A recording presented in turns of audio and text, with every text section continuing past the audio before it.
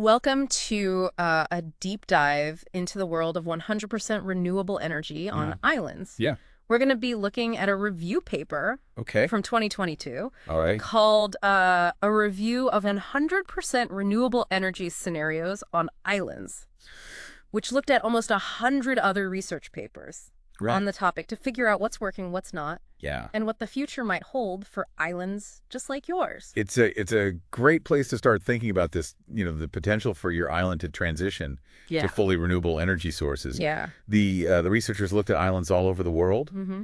and pulled out some common themes and strategies that we're working in a lot of different places. Yeah, and this is not just some academic exercise Oh. either. Over 740 million people call islands home. Yeah. And this paper emphasizes that a lot of these islands are particularly vulnerable to Yeah. things like fluctuating fuel prices and climate change because Yeah. they rely so heavily on imported fossil fuels. Yeah. Exactly. And that's why islands are becoming these incredible test beds for 100% renewable energy systems. Yeah. They're like these microcosms of, showing us what a sustainable energy future could look like on a smaller scale, Yeah. but with real implications. Yeah. So what are some of the biggest challenges then Sure. the islands face when they're trying to transition to renewable energy? Well, as you might imagine, land availability is a big one. Okay. You need space for solar panels, wind turbines, Yeah. and potentially even biomass production. Mm-hmm. And, on a small island, that can be a real constraint. Yeah, that makes sense. Yeah. It's not like you can just build sprawling solar farms Right. or massive wind farms wherever you want. Exactly. And then there's the issue of harsh weather conditions. Oh, yeah. Islands are often exposed to strong winds, storms, salty air, Hmm. all of which can impact the performance and lifespan of this renewable energy infrastructure. So it's not just about choosing the right technologies, it's about making sure that they can withstand the island environment. Absolutely. Yeah. But despite these challenges, the paper is actually pretty optimistic about the potential for islands to go 100% renewable. Okay. It highlights the fact that solar and wind energy have become incredibly cost competitive Yeah. in recent years, often even cheaper than traditional diesel generators. That's a game changer. Yeah, So it's not just good for the planet, it's good for the bottom line, too. exactly. And what's interesting is that solar and wind often complement each other nicely Okay. on islands. So when the sun isn't shining, the wind might be blowing. Yeah. And that helps to kind of smooth out some of those fluctuations. Yeah, that's a great point. Yeah. But even with that complementary relationship, there's still going to be times when the sun isn't shining and the wind isn't blowing. Right. How do islands deal with those gaps in energy production? That's where energy storage comes in. And there are a few different approaches that islands are exploring. And the best solution really often depends on the island's specific resources and needs. So it's like they have a customized toolkit Yeah, of energy storage options. exactly. Okay. So one option is to use what are called dispatchable power plants, Okay. which can be turned on and off as needed Okay. to kind of fill those gaps in renewable energy generation.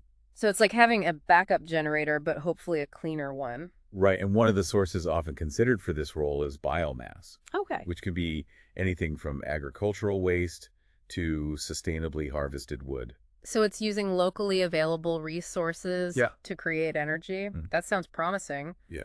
But I imagine there are some sustainability concerns with relying too heavily on biomass, especially on islands with limited land and these delicate ecosystems. You're absolutely right. That's a big part of the debate surrounding biomass. Okay. While it can be a valuable resource, particularly in that transition phase, Yeah. we need to be mindful of its potential environmental impacts Yeah. and make sure that it's being sourced sustainably. So it sounds like a classic balancing act. It is. Okay, so if biomass is one option in this energy storage toolkit, Yeah. what are some of the other options? Well, some islands are turning to more technologically advanced solutions like battery storage. Okay. Those big lithium-ion batteries Yeah. that are becoming increasingly common in electric vehicles Yeah. and home energy systems. I've been hearing a lot about those. Yeah. Are they practical for an entire island's energy storage needs? Well, it depends on the size of the island Okay. and its energy demand. Mhm. But battery technology is advancing rapidly, and costs are coming down, Yeah. making them a viable option for many islands. So it's similar to how islands have adopted solar panels as that technology has become more affordable and efficient. Exactly. Yeah. And then there are other storage options like pumped hydro, Okay. where you pump water uphill. When you have excess renewable energy, and then release it downhill through a turbine to generate electricity when you need it. Oh, so you're essentially using gravity to Yeah, store energy. exactly. That's pretty cool. That's a good one. But it sounds like a pretty geographically specific solution. It is. Not every island is going to have the right terrain for that kind of setup. That's true. Pumped hydro does have specific geographical requirements, Yeah. and it can be a significant infrastructure investment. Hmm. But for islands that have the right conditions, it can be a very effective Yeah. and reliable form of energy storage. It's amazing to see the range of options that are out there. Yeah. So we've got biomass, we've got batteries, we've got pumped hydro. Yep. Are there any other tools in this energy storage toolkit that we should know about? There is one more that's becoming increasingly important, and that's hydrogen. Oh, yeah. Hydrogen's getting a lot of buzz these days. It is. How does it fit into the island energy picture? Yeah. Well, one of the challenges with renewable energy is that it's intermittent. Right. The sun doesn't always shine, and the wind doesn't always blow. Yeah. But with hydrogen, you can take that excess renewable energy when it's abundant Okay. and use it to split water molecules, Mm-hmm. creating hydrogen gas. So you're essentially storing the energy from the sun and the wind in the form of hydrogen. Exactly. Okay. And then you can store that hydrogen and use it later to generate electricity when you need it, or even use it directly as a fuel for transportation or industrial processes. So it's a really versatile energy carrier. Precisely. And what's particularly interesting for islands is that hydrogen can potentially be traded between neighboring islands. Wait, traded? Yeah. How does that work? Well, imagine you have one island with abundant solar resources Okay. and another island with strong wind resources. Mm-hmm. They could each produce excess renewable energy at different times, Okay. convert to hydrogen, and then trade that hydrogen to balance each other's energy needs. So it's like creating a mini hydrogen economy Yeah. within an island chain. That's fascinating. Yeah. But wouldn't transporting hydrogen be really expensive and complicated? It definitely has its challenges. Yeah. But the technology for transporting and storing hydrogen is advancing rapidly. Okay. And there are already several pilot projects around the world Wow. exploring the feasibility of hydrogen trading. It sounds like this could be a real game changer, Yeah. especially for those smaller or more remote islands that might not have the resources to go 100% renewable on their own. Absolutely. It's all about finding creative ways to collaborate and share resources to create a more sustainable energy future. Yeah. And it's not just about the technology. Mm-hmm. It's about how we design policies and regulations to support these innovative approaches. It sounds like there's a lot to consider. There is. And it's not just about, slapping some solar panels on a roof and calling it a day. Right. It's about creating a whole new energy system. That's a great way to put it. It's about thinking holistically about how we generate, store, and use energy. Yeah. And islands with their defined boundaries Mm-hmm. and unique challenges are becoming the perfect proving grounds Yeah. for these new approaches. It's like they're showing the rest of the world what's possible. Exactly. So we've talked a lot about the challenges and the energy storage solutions. Right. But what about the other side of the equation?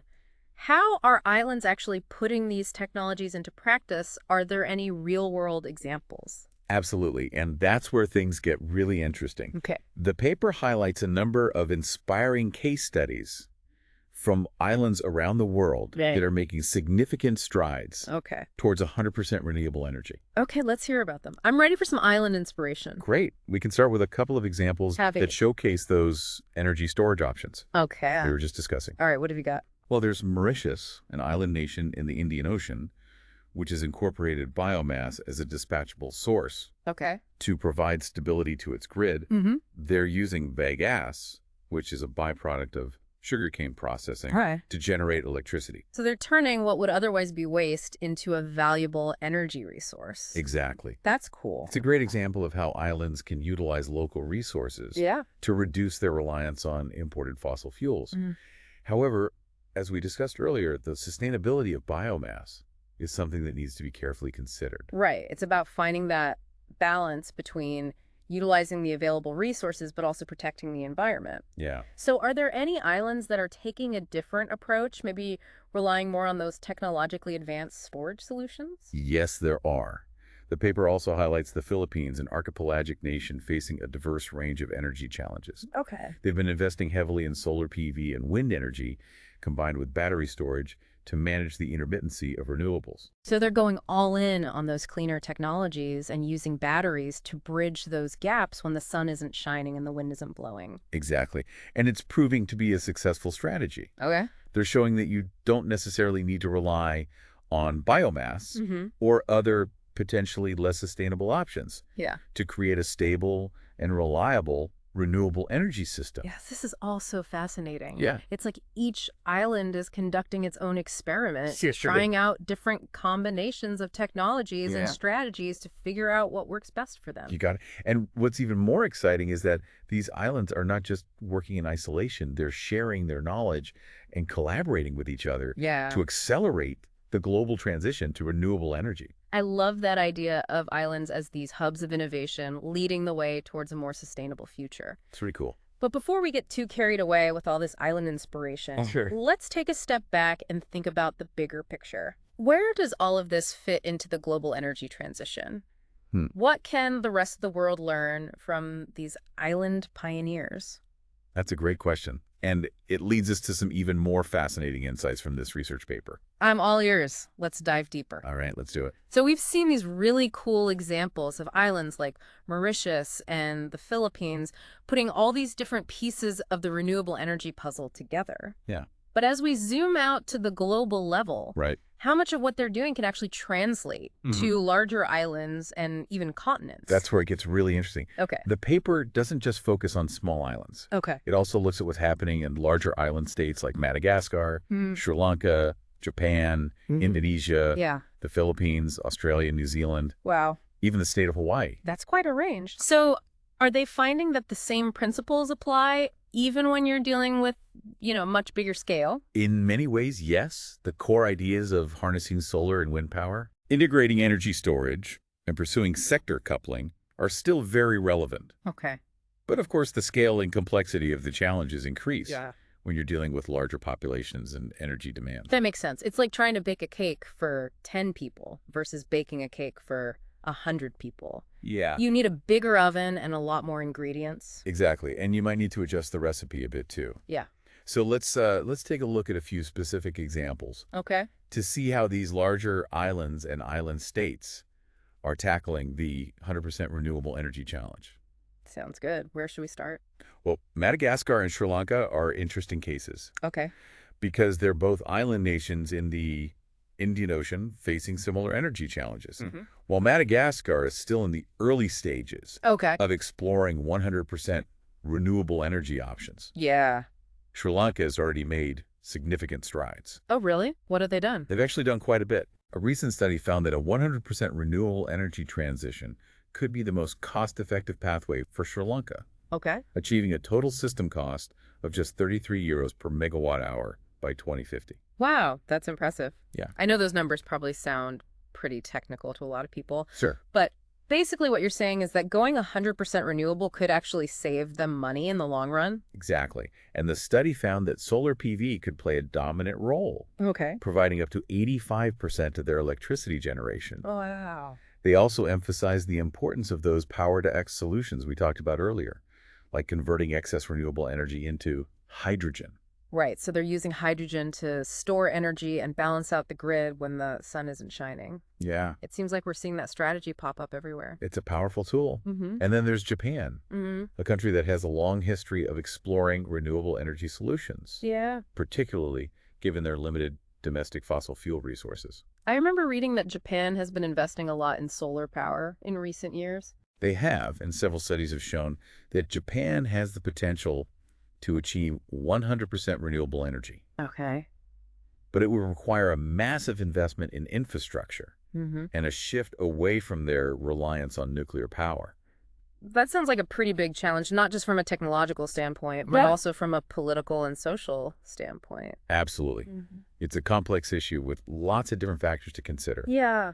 But the research suggests that it's technically and economically feasible. Okay. And what's really interesting is that some studies have even explored the potential for interconnecting Japan's power grid Mm-hmm. with neighboring countries like South Korea and China. Wait, connecting their grids across international borders? That's a pretty wild idea. It is, but it could create a massive supergrid Okay. that would allow them to share renewable energy resources Hmm. and balance each other's energy needs more effectively.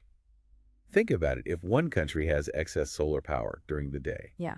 they could share it with another country that might be experiencing a lull in wind power. So it's like taking that idea of hydrogen trading between islands Yeah, and scaling it up to a whole new level. exactly. That's incredible, but I imagine coordinating something like that would be incredibly complicated, It would. both technically and politically. It would definitely be a huge undertaking, Yeah. but it highlights the potential for international collaboration Mm. to accelerate the global energy transition. And it's not just limited to those highly developed countries either. Right. The paper also looks at Indonesia and the Philippines, Yeah. which are both archipelagic nations with thousands of islands, Mhm. facing a unique set of energy challenges. Exactly, because they have those smaller, more remote islands that we talked about earlier, Yeah, but then they also have these larger, more densely populated islands right. that probably require different approaches. Exactly. And while both countries have huge potential for solar and wind power, They do. they also face issues with grid infrastructure and Yeah. managing the intermittency of renewables.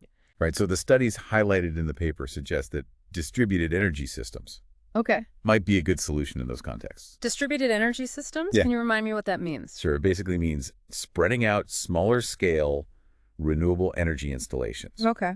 across the islands Yeah. rather than relying on these big centralized power plants. Mm-hmm. So you might have a combination of rooftop solar panels, Yeah. small wind turbines, and community-owned battery storage systems, Okay. all working together to create a more decentralized Mm-hmm. and resilient energy system. So it's kind of like taking a bottom-up approach to energy generation, Yeah. empowering communities to take control of their own energy needs. Exactly. And it can be a really effective strategy for islands that might not have the resources to build out extensive transmission lines Yeah. or large-scale power plants. It's fascinating to see how these different islands and island states are adapting these core principles to fit their own unique contexts. So we've covered Asia. What about other parts of the world? Are there any examples from, say, Australia or New Zealand? Absolutely. Australia is a particularly interesting case study Okay. because they have such abundant renewable energy resources, Yeah. but they've also been heavily reliant on coal-fired power plants. Yeah, I've heard that Australia has been kind of struggling to balance its economic dependence on coal with its growing awareness of the need to transition to cleaner energy sources. Exactly. Yeah. But recent research has shown that transitioning to 100% renewable energy is not only feasible for them, Okay. but could also create thousands of new jobs and boost their economy. So it's not just an environmental win, it could be an economic win as well. Precisely. And it's not just theoretical anymore. Yeah. There are already several states in Australia that are moving aggressively towards 100% renewable energy targets. Wow, that's encouraging. What about New Zealand? They already have a pretty good track record when it comes to renewable energy, right? They do. New Zealand already generates a significant portion of their electricity from hydropower Yeah. and geothermal sources, and they're actively exploring ways to further increase their share of renewables. So it sounds like they're building on their existing strengths and incorporating new technologies and strategies into the mix. Exactly. Studies have shown that achieving 100% renewable energy is definitely possible for them. Okay. And they've highlighted the importance of things like pumped hydro storage Yeah. and demand-side management Okay. to ensure grid stability as they transition away from fossil fuels. Demand-side management, what does that mean? It's basically about finding ways to reduce energy consumption during peak demand periods, Okay. which can help to balance out the intermittency of renewable energy sources. Okay. So, for example, you might have programs that encourage people to shift their energy use Yeah. to off-peak hours. Yeah. Or you might use smart technologies to automatically adjust energy consumption in buildings based on real-time grid conditions. Ah, I see. So it's about being more strategic and efficient with how we use energy. Exactly. It's a crucial part of creating a sustainable energy system. Yeah. And speaking strategy, the state of Hawaii in the U.S. provides a compelling example Okay. of how diversification can be key to achieving energy independence. Hawaii. I'm curious to hear more about that. Well, they've set an ambitious goal of reaching 100% renewable electricity by 2045. Mm-hmm. And they're already making good progress. Okay. Their unique mix of resources, including solar, wind, geothermal, Yeah. and even ocean energy, Wow. allows them to spread out their energy generation across multiple sources. So they're not putting all their eggs in one basket. Exactly, and that makes their energy system more resilient Yeah. and less vulnerable to fluctuations in any one particular resource. It's like they're creating their own little energy ecosystem. Yeah, That's a really cool way to think about it. right. But even with that diversification, they're still facing some interesting challenges, Okay. especially when it comes to integrating all that rooftop solar power Right. that's popping up across the islands. I've heard that too much rooftop solar can sometimes create problems for the grid if it's not managed properly. Exactly. So Hawaii is having to come up with innovative solutions Yeah. to balance out all that distributed solar generation. And those solutions could be really valuable. They could? For other regions that are experiencing similar growth in rooftop solar, it's like they're the pioneers figuring out how to make it all work. Precisely so. As you can see, there's a lot happening in the world of renewable energy, Yeah. not just on those small idyllic islands, Mm-hmm. but also on larger islands and even entire continents, and it's all interconnected. Yeah. The lessons learned in one place can often be applied and adapted in other contexts, Yeah. accelerating the global transition towards a more sustainable energy future. It's really amazing to see how these island innovations are rippling outwards, Yeah. inspiring and informing energy solutions all over the world. But I'm curious, beyond the specific technologies and strategies, Sure. are there any broader themes or takeaways that we can glean from all this research? That's a great question, and it leads us to some even deeper insights Okay. about what it truly takes to achieve a 100% renewable energy future. Okay, I'm ready to dive deeper. It seems like, we've seen how these islands are innovating with all these different renewable energy technologies and strategies. Yeah. And we've even kind of explored how those lessons can be, scaled up to larger islands and even continents. Right. But what excites me most is that we're not just talking about technology, we're talking about a whole new way of thinking about energy. You hit the nail on the head. It's about shifting from that kind of centralized fossil fuel-based system Yeah. to a more decentralized renewable energy system that really empowers communities Mm-hmm. and prioritizes sustainability. Exactly. And islands are becoming like the perfect testing ground Yeah. for this new paradigm. Yeah. They're showing us that a 100% renewable energy future isn't just a pipe dream. It's like a tangible reality that's unfolding right now. Absolutely. And this is where this concept of islands as living laboratories comes in. Oh. They're not just implementing these solutions. Yeah. They're also collecting valuable data and sharing their lessons learned with the rest of the world. So they're kind of like the pioneers, paving the way for others to follow. Exactly. As countries around the world are kind of grappling with this urgent need to decarbonize their energy systems, Yeah. they can look to these island examples for inspiration and guidance. Because they're saying, look, it can be done. We're doing it right here, right now, and here's what we've learned. Precisely. And those lessons go beyond just the technology itself. Yeah. They also encompass the policies, the regulations, and community engagement strategies that are crucial for creating a successful and sustainable energy transition. So it sounds like it's a very holistic approach, It is. recognizing that technology is only one piece of the puzzle. Exactly. For example, many islands have been experimenting with innovative policies like feed-in tariffs, which provide financial incentives for people to install solar panels and sell excess energy back to the grid. So it's about creating a system that encourages people to participate in the renewable energy transition, not just relying on those big utility companies to make all the changes. Precisely. And these policies can be incredibly effective. In some cases, they've led to a rapid increase in rooftop solar installations, Oh, turning ordinary citizens into energy producers. that's such a cool idea. It is. It's like democratizing energy production, Yep. empowering individuals and communities to become part of the solution. Exactly. And then there are the community engagement strategies that are so crucial for building support and buy-in for these transitions. Yeah, because at the end of the day, it's people who are going to be using and benefiting from this new energy system. Absolutely. Yeah. So many islands have recognized the importance of engaging with local communities, Yeah. explaining the benefits of renewable energy, addressing concerns, and ensuring that everyone has a voice in the decision-making process. That makes a lot of sense. You can have the most amazing technology in the world. Right. But if people don't understand it or trust it, Yeah, it's not going to be very effective. exactly. Yeah. It's about building trust, transparency, and a sense of shared ownership.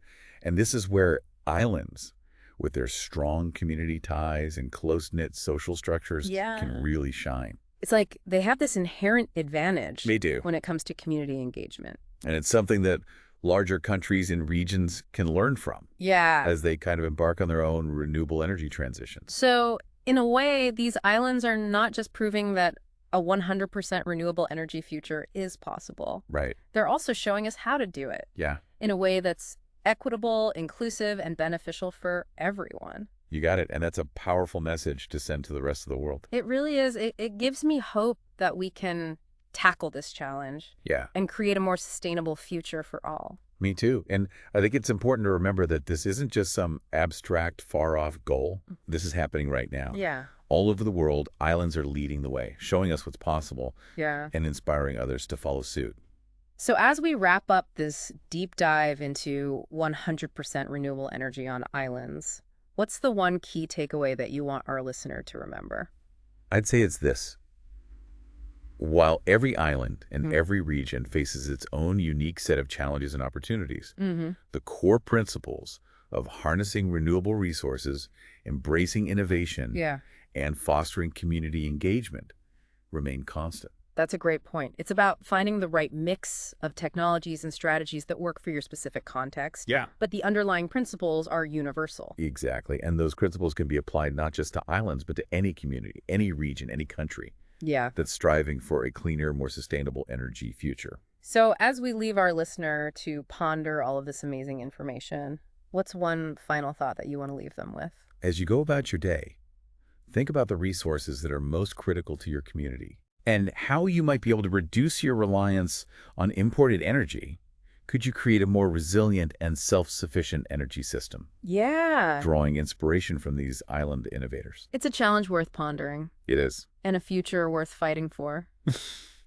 Thanks for joining us on this deep dive Yeah. into the world of 100% renewable energy on islands. Until next time, keep exploring.